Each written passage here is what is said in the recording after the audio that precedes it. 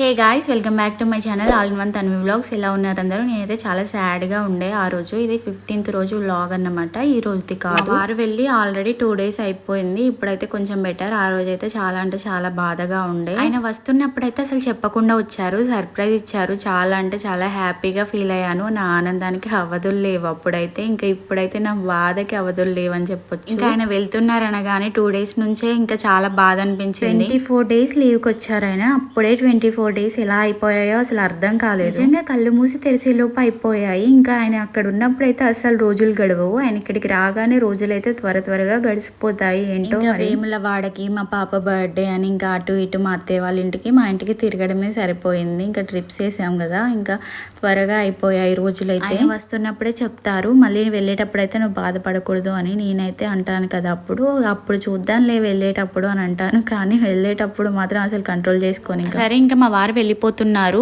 Night 8 o'clock ఉంది bus. ఇంకా మేమైతే 6 o'clock అట్లా వచ్చాము హైపర్ మార్ట్కి. ఆయనకు కొన్ని గ్రోసరీ ఐటమ్స్ తీసుకునేవి ఉన్నవి, ఇంకా అందుకే తీసుకుందామని వచ్చేసాము. అసలు సంతూర్ సోప్సే దొరకవంటండి, వాళ్ళు వాడరో ఏంటో మరి. ఏది పడితే అది తీసుకోవాల్సి వస్తుంది.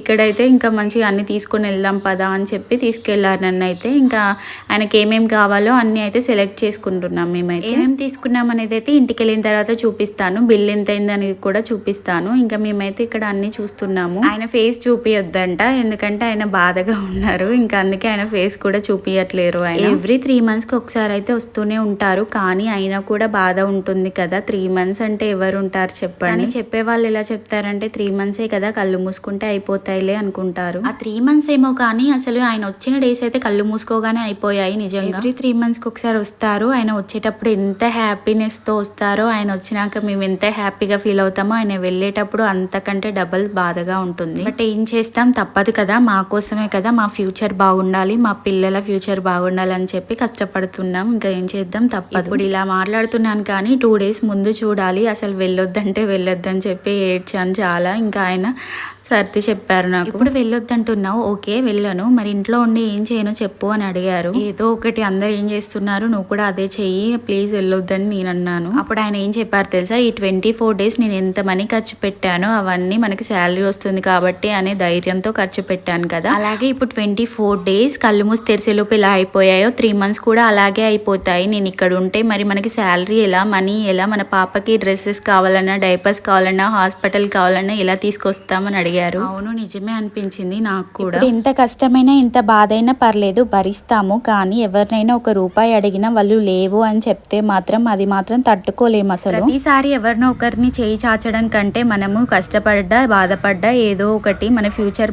మన పిల్లల ఫ్యూచర్ బాగుండడానికే కదా. 1 year కదా, 1 year తర్వాత తెలంగాణ ట్రాన్స్ఫర్ అవుతుందంట మా వారికి. ఇంకా అప్పుడైతే చాలా హ్యాపీ. మరి ఈ 1 year ఎలా గడుస్తుందో చూద్దాం మరి కదా. ఇంకా బ్యాగ్ అయితే ప్యాక్ చేసుకున్నారు, ఫుడ్ కూడా తినేస్తున్నారు. మా బిల్ ఎంత ఎందుకు చెప్పలేదు కదా, 1530 rupees అయితే అయింది వాటన్నింటికి. ఇంకా అవన్నీ అయితే ప్యాక్ చేసుకున్నారు. ఇంకా మా డాడీ మటన్ అయితే తీసుకొచ్చారు. మార్నింగే తీసుకురమ్మని చెప్తే మా వారు సాడ్ గా ఉన్నారు, ఇంకా తీసుకురాలే మార్నింగ్. ఇంకా మా డాడీ వచ్చిన తర్వాత ఈవినింగ్ తీసుకొస్తే మా మమ్మీ కర్రీ చేసింది, చపాతీ అయితే 2 తిన్నారు. ఇంకా రైస్ తినమంటే అసలు తినలేదు, చాలు అని చెప్పి అయితే ఇంకా బ్యాగ్ అయితే ప్యాక్ చేసుకున్న తర్వాత ఇంకా వెళ్ళిపోతున్నారు. అప్పటికే 7:30 అవుతుంది. ఇంకా బస్ వస్తుంది అని కొంచెం ముందే ఉండాలి కదా అని చెప్పి అయితే ఇంకా వెళ్తున్నారు. ఇంకా మా వారు రెడీ అయిపోయిన తర్వాత మా పాపని ఎత్తుకున్నారు కాసేపు. మా పాప చూడండి అసలు రావట్లేదు ఇంకా మా దగ్గర. మా డాడీని కొడుతుంది చూడండి ఎలా చేస్తుందో. ఇంకా వాళ్ళ పప్పతోనే వెళ్ళిపోతుందేమో, తీసుకెళ్ళు అని నేను అన్నాను. అంటే 1 year బిఫోర్ అయితే ఒడిశాలో ఉండేవాళ్ళు ఆయన. ఇంకా అప్పుడు ఫ్యామిలీ పెట్టుకుందాం అనుకున్నారు, కానీ ఫ్యామిలీ పర్మిషన్ ఇచ్చేలోపే ఆయనకి ట్రాన్స్ఫర్ అయింది మణిపూర్. ఇంకా అక్కడ ఫ్యామిలీ పర్మిషన్ అయితే ఉండదు. ఇంకేం చేస్తాం, మళ్ళీ ఆయనకి ట్రాన్స్ఫర్ అయ్యే వరకు వెయిట్ చేయాలి. ఇంకా 1 year లేదా 1.5 years లేదా 2 years కూడా పట్టొచ్చు తెలంగాణకైతే ట్రాన్స్ఫర్ అవుతుంది. ఏమో అప్పుడు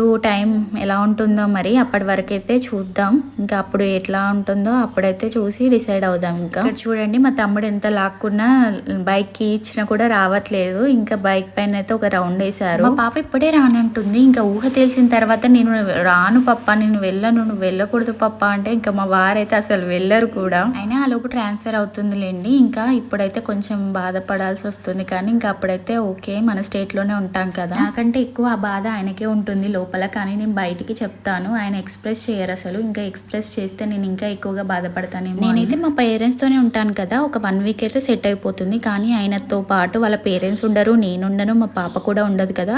అందుకే ఒక్కొక్కసారి ఆయనను చూస్తే నాకు చాలా జాలిస్తుంది. కానీ తప్పదు, ఇంకా వెళ్ళాలి. ఇంకా వెళ్ళాల్సిన టైం అయితే వచ్చేసింది. ఆయన అయితే ఒక రౌండ్ వేశారు. ఇంకా మా పాపనైతే మా తమ్ముడు లాక్కోమంటే లాక్కున్నాడు, నాకైతే ఇచ్చేసాడు. నేనైతే లోపలికి తీసుకెళ్ళాను. ఇంకా నిజంగా ఈ వీడియో చూసే వాళ్ళలో ఎవరైనా ఆర్మీ వైఫ్స్ ఉంటే వాళ్ళకి అర్థమవుతుందండి ఈ బాధ. అందరికీ అర్థం కాదు, ఎందుకు అంత బాధపడుతున్నారు, మీకోసమే కదా, మీ ఫ్యూచర్ కోసమే కదా అని అంటారు. కానీ అది భరించే వాళ్ళకే తెలుస్తుందండి. ఇంకైతే ఆయన వెళ్ళిపోయారు. ఇంకా 2 months తర్వాత కనిపిస్తారు. ఇంకా డైలీ కాల్స్ మాట్లాడతాం, వీడియో కాల్స్ చేస్తాం, కానీ అంత ఉండదు కదా దగ్గరలో ఉన్నట్టు. ఇంకా మా పాపని చూస్తే కొంచెం జాలేసింది. ఇంకా తనని చూస్తూ కొంచెం బాధపడ్డాను. ఇంకా పర్లేదు, ఇంకా నన్ను నేనైతే మోటివేట్ చేసుకున్నానండి. ఎలా అంటే ఖాళీగా ఉంటే బాధలు గుర్తొస్తాయి, బాధ అనిపిస్తుంది. కానీ అదే బిజీ అయిపోతే అసలు గుర్తు రావు కదా. అందుకే మనం బిజీ అవుదామని చెప్పి అయితే ఇంకా వీడియోస్ అయితే పెడుతున్నానండి కంటిన్యూస్. వీడియోస్ అయితే కంటిన్యూస్గా పెడుతూనే ఉంటానండి. ఇన్ని రోజులు కుదరక పెట్టలేదు, కానీ ఇప్పుడైతే వస్తూనే ఉంటాయి. వీడియో నచ్చితే అయితే ఒక లైక్ చేయండి. అలాగే మన ఛానల్ని ఫస్ట్ టైం చూస్తున్నట్లయితే సబ్స్క్రైబ్ చేసుకోండి.